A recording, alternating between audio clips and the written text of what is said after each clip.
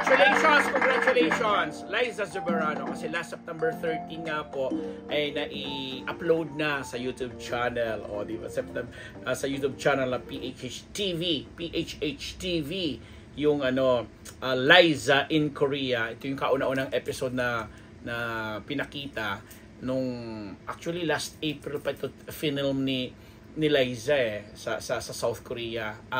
Panibagong naman to, panibagong touch ng, alam nyo yon, pagpapakita ng kultura, pagkain, mga tao, na sabi ni Liza during the time na nagkaroon ng Zoom conference, kasama yung mga kasama at mga kaibigan, kapatid natin sa entertainment media. Kinikwento na ganun ka-excited si Liza sa pagkukwento na yung mga dito sa ginagawa niyang Liza in Korea sa YouTube channel, kakaiba sa mga kung ano yung mga nakikita natin or natitikman or napapanood na natin featuring South Korean people and culture and tradition. Kasi sabi niya, hindi ito yung typical na, kunwari, dito nag-shooting si ganito, dito ginawa yung series na ganito. Hindi na niya itatakal yung, kasi nga napapanood naman, nakita at nalaman na natin. So yung mga hindi natin pa nakikita, hindi pa natin nababalitaan or nalalaman, yun ang mga content nung yung YouTube channel na Liza in Korea. At ito na nga, makakasama niya rito, ang kauna-unahang guest niya rito ay si Won Ji-young, na pangalawa lang naman sa most followed content creator just sa South Korea at maging sa buong mundo. Ng number 18 siya, ha. Pero sa Korea kasi, sa South Korea kasi, siya yung second most followed personality sa South Korean TikTok between BTS. Ang BTS ang nag-number 1, tapos siya ang number 2, so Won Ji-young, tapos yung Blackpink, siya yung number 3. Tapos number 18 nga, sabi ko kanina, number 18 siya, nag-rank siya sa platform na ito globally. Saan ka pa? Di ba? Ang saya lang. So, hindi natin pinagana kasi nasilip natin yung particular episode na yon, na kung saan ni-launch nga itong Liza in Korea. At makikita mo yung bantering nila, yung tandem nila, na alam mong hindi sila strangers sa isa't isa. Ibig sabihin, magkakilala talaga at talagang alam mo, kahit hindi nga, sabi nga ni Liza, ang kulang na lang talaga sa kanya is magsalita ng Korean language para masabi nating siya, authentic na Koreana.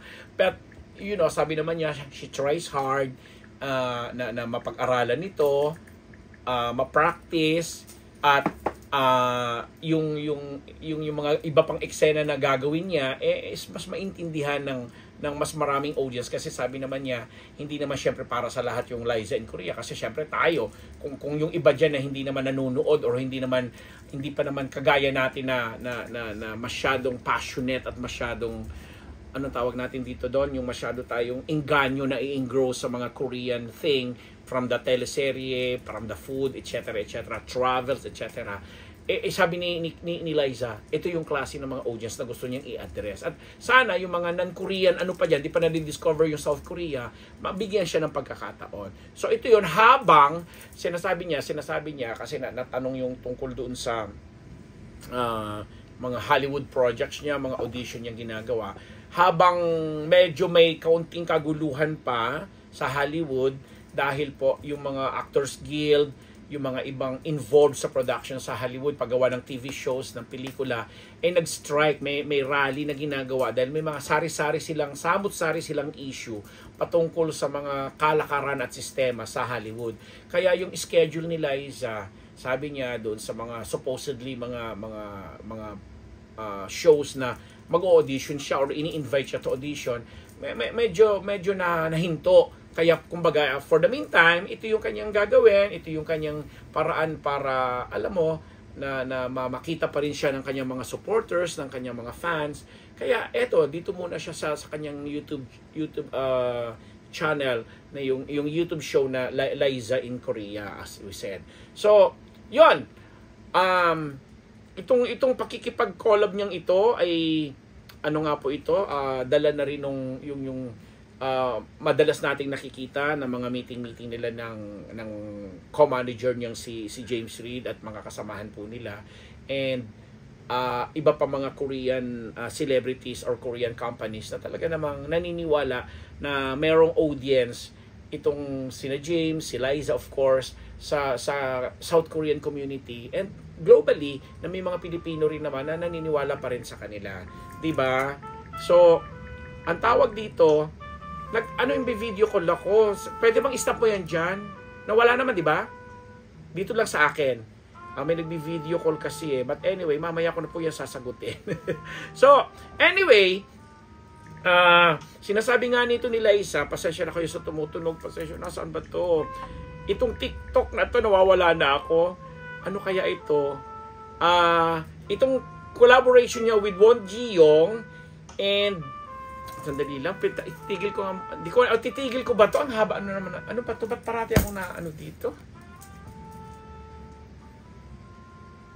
Tigil mo nga muna doon.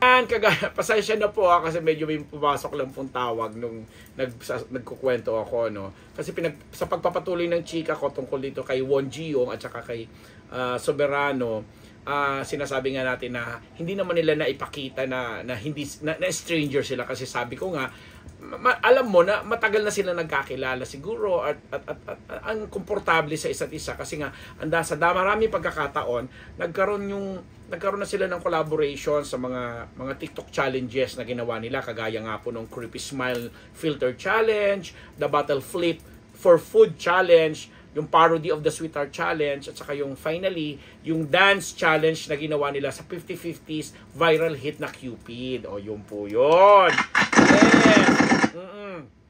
Ngayon, dito nga sa video na pinakita natin dito, kinakita dito sa Liza in Korea, may isa pag end ng video kino-compliment ni Won Ji-young si Liza kung paano daw na yung attention ni Liza doon sa detalye at paano niya na-absorb easily yung mga challenges na yon. Kaya naman nagtanong si Liza, do you think we can make this collaboration a yearly thing? Sagot naman ni Won Ji-young, na nagbibiro every year, every day. O, diba? Ang taray. Anyway, ito nung pinapakita natin to. Gusto lang natin suportahan itong ginagawa na ito ngayon ni Liza kasi sa haba na rin po na itinakbo, especially earlier this year, lalo nung summer, ang init-init ng mga usapin tungkol sa, alam mo yon, tungkol sa kanya, binash siya ng todo-todo. But hanggang recently nga, yung kapartner nila ni James Reid sa negosyo na isang Koreano nga na ang laki rin ng naitulong sa pagkakaroon nila ng mga collaboration with other Korean groups and celebrities, hindi tinantanan ng mga kung ano-anong issue itong si Liza. But this time, sabi naman niya, ganun talaga. Ang nakikita lang ng tao, yung gusto lang nilang makita. Ang naririnig lang ng mga tao, yung gusto lang nilang marinig. May mga ganun. But kami dito sa Unbearable Channel, alam po yan ng mga sumusubaybay. Alam po yan sa mga nakatutok doon sa career nito ni Liza. Alam nila na since day one, nakasuporta po ang Unbearable Channel. Diba? Ngayon, yun na.